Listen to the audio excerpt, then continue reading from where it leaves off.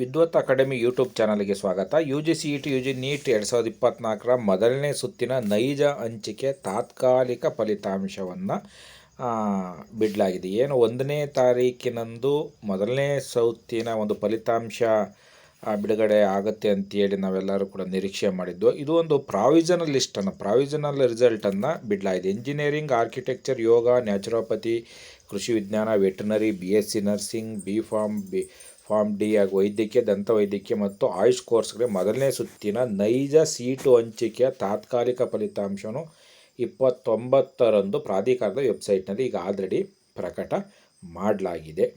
Maximum ಏನು mark ಅಲಾಟ್ಮೆಂಟಲ್ಲಿ ಬಂದಿರತಕ್ಕಂಥದ್ದೇ 99% result ಬಂದಿದೆ.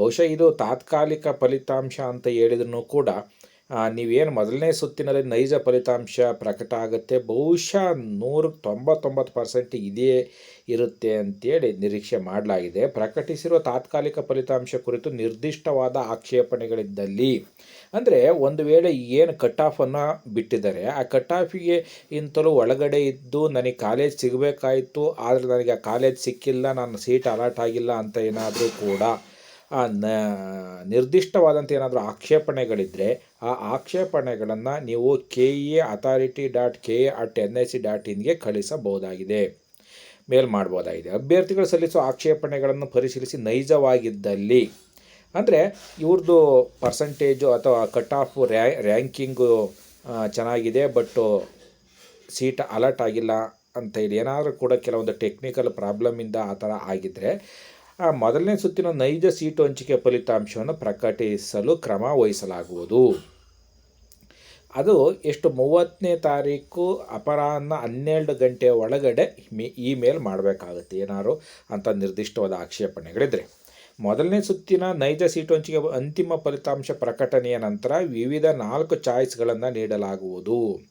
ಅಂದರೆ ಏನು ಈಗ ನೈಜ ಫಲಿತಾಂಶ ಪ್ರಕಟ ಆಗುತ್ತೆ, ಬಹುಶಃ 30ನೇ ತಾರೀಕು ನಂತರ 30ನೇ ತಾರೀಕು ಒಳಗಡೆ ಆಕ್ಷೇಪಣೆ ಸಲ್ಲಿಸಲಿಕ್ಕೆ ಹೇಳಲಾಗಿದೆ. ಬಹುಶಃ 31ರ ಸಂಜೆ ಅಥವಾ 1ನೇ ತಾರೀಕಿನ ಬೆಳಗಿನ ಹೊತ್ತಿಗೆ ಬಹುಶಃ ರಿಸಲ್ಟನ್ನು ಅನೌನ್ಸ್ ಮಾಡ್ಬೋದು. ಆ ನಂತರದಲ್ಲಿ ಚಾಯ್ಸ್ ನಾವು ಹಿಂದಿನ ವಿಡಿಯೋದಲ್ಲಿ ಕೂಡ ಹೇಳಿದ್ದೀರಿ, ಚಾಯ್ಸ್ 1, ಚಾಯ್ಸ್ 2, ಚಾಯ್ಸ್ 3, ಚಾಯ್ಸ್ 4 ಯಾವಾಗ ನೀವು ಎಂಟ್ರಿ ಮಾಡಬೇಕು ಅಂತೇಳಿ ಅದಕ್ಕೆ ಸಂಬಂಧಪಟ್ಟಂಥ ಕ್ರಮಗಳು ಮಾರ್ಗದರ್ಶನ ಪ್ರಾಧಿಕಾರದ ವೆಬ್ಸೈಟ್ನ ಪ್ರಕಟಿಸಲಾಗುವುದು. ಮತ್ತೊಂದು ಡೀಟೇಲ್ ಆಗಿರ್ತಕ್ಕಂಥ ಮಾಹಿತಿಯನ್ನು ಬಿಡಲಾಗುತ್ತೆ ಅಂತ ಹೇಳಿದ್ದಾರೆ. ಒಟ್ಟಾರೆ ಈ ಹೆಚ್ಚು ಕಡಿಮೆ ಈಗೇನು ಪ್ರಾವಿಷನಲ್ ರಿಸಲ್ಟ್ ಅಂತ ಏನು ಬಿಟ್ಟಿದ್ದಾರೆ, ಇದು ಬಹುಶಃ ಅಂತಿಮ ರಿಸಲ್ಟ್ ಕೂಡ ಆಗಬಹುದು. ಏನಾದ್ರು 0.1 or 2% ಏನಾದರೂ ಕೂಡ ವೇರಿ ಆದರೆ ಆಗ್ಬೋದು, ಬಿಟ್ಟರೆ ಮ್ಯಾಕ್ಸಿಮಮ್ ಇದೇ ಫಲಿತಾಂಶ ಇರುತ್ತೆ.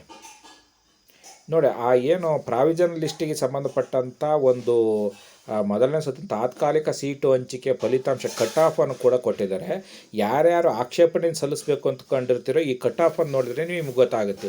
ನೋಡಿ, ಈ ಕಟ್ ಆಫು ಈ ರ್ಯಾಂಕಿಂಗ್ಗೆ ನನಗೆ ಸೀಟ್ ಸಿಗಬೇಕಾಯಿತು, ಈ ಕಟ್ ಆಫ್ ಪ್ರಕಾರ ಹಾಗಾಗಿ ಸಿಕ್ಕಿಲ್ಲ ಅಂತಕ್ಕಂಥ ಒಂದು ಜೆನ್ಯೂನ್ ರೀಸನ್ ಇರತಕ್ಕಂಥವ್ರು ಒಂದು ಆಕ್ಷೇಪಣೆಯನ್ನು ಸಲ್ಲಿಸಲಿಕ್ಕೆ ಸಾಧ್ಯ ಆಗುತ್ತೆ. ಧನ್ಯವಾದಗಳು.